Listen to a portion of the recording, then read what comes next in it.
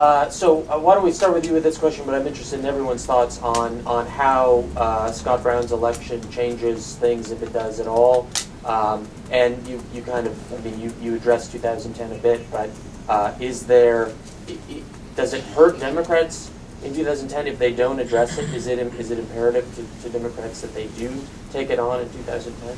I think it's important to the Latino voters who voted for Obama and Democrats in large numbers in 2006 and 2008 with the promise that this would happen. One of the reasons that Obama and the Democrats are sort of suffering right now is because they haven't been able to deliver on basic campaign promises. I mean, you have Scott Brown wins in Massachusetts, and suddenly the Republicans control the White House, they control the Senate, they have the stunning victory in the House. Democrats are powerless to do anything because they only have an 18-seat majority in the Senate. And voters are a little sad, they're just saying, don't give us excuses, don't look weak, stop complaining, stop whining, and just deliver on those promises. And there's ways for them to do so. So I think on the Latino side, there's absolutely, and like I said, Asians too, there's definite expectation that those groups delivered for Democrats in 2006 and 2008. Now they need to get payback. And I don't think on the other side, I don't think there's that much of a backlash against it. I think it's a net gain for us. John McCain was the most pro-immigrant guy in the Republican primary, in a primary that devolved around immigration in large part, and he won a nomination. How do you see the politics of immigration unfolding in 2010? Well, I think the most important is that Latinos and immigrants were a very, very big part of the coalition that elected President Obama. Without the Latino vote, turning at least 4 or 5 states and were significant a part of the vote in many, many other states, but at least turned 4 or 5 states to Obama.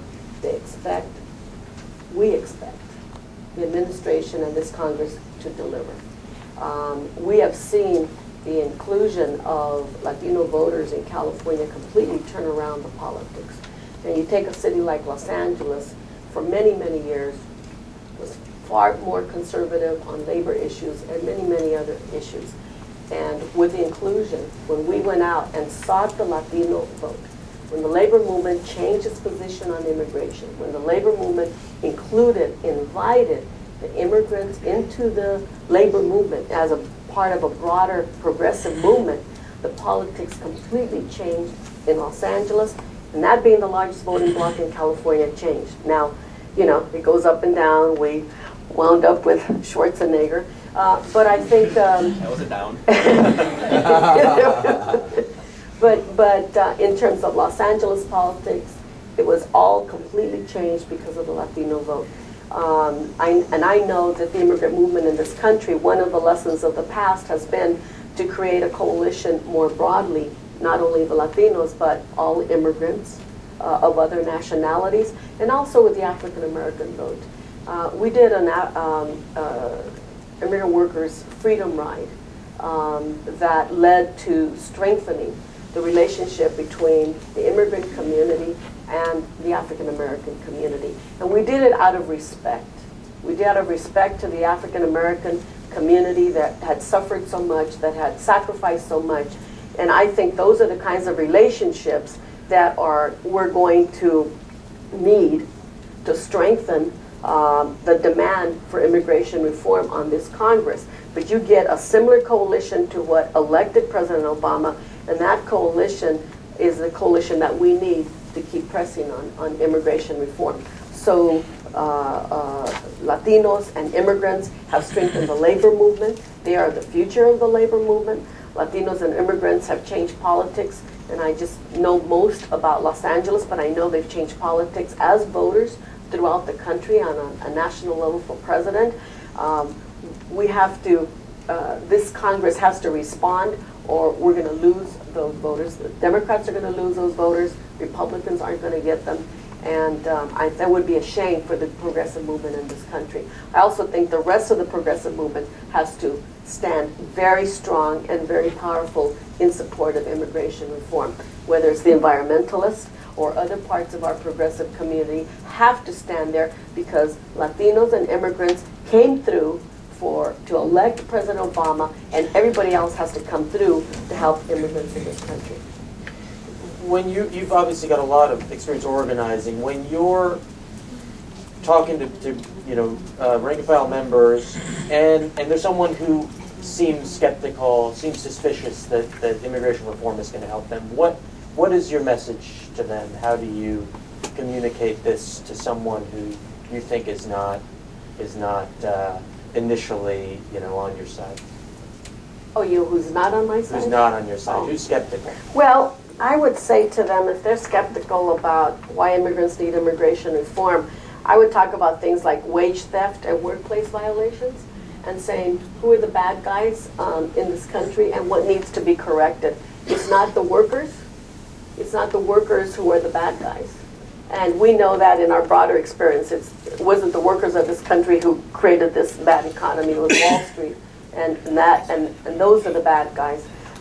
Immigrant workers are not the bad guys. Wage theft is common, and study after study show that if we stopped bad employers, unscrupulous employers, not only would we have a higher standard of living, but we would have a stronger working class. We would have more money in the pockets of workers. We would have a stronger economy. We would have more money in our tax base, because so much of what goes on is the underground economy is immigrant workers. That's where the focus has to be. Is the underlying problem here is an underground economy, and we've got to fix that.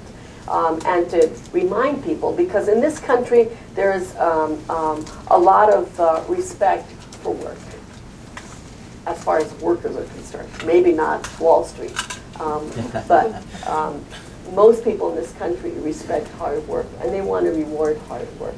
And I think we've got to keep reminding the voters in this country that's our strength as far as a message. And the bad guys are the ones who steal wages, who steal overtime, who don't allow those workers to be able to support their families. I think that's a very important part of the message moving forward. And I want to build a little bit on that, just in terms of what do you say to skeptics, and I also want to pivot back to the Massachusetts election on that. So I think what happened with the Massachusetts election was that Coakley completely failed to present herself as an agent of change. And what that election represented was people in Massachusetts saying, Democrats have to get something done. And they saw the partisanship during the health care debate, and they're frustrated that, we haven't experienced economic recovery yet. And I think what I would say to skeptics, based on that, is that immigration reform would speak to both. So it's a chance for both Republicans and Democrats to work together on this issue, to show Americans that they can work together to get something done, to get results, to pass something, to fulfill a campaign promise. And I think on top of that, the Center for American Progress just released a study that showed comprehensive immigration reform could produce $1.5 trillion in additional cumulative GDP. So I don't think those two things are mutually exclusive. It also showed that it could generate 700,000 more jobs. So, Obama's focus should be jobs, jobs, jobs, as we've said. And I think immigration reform is completely in line with that.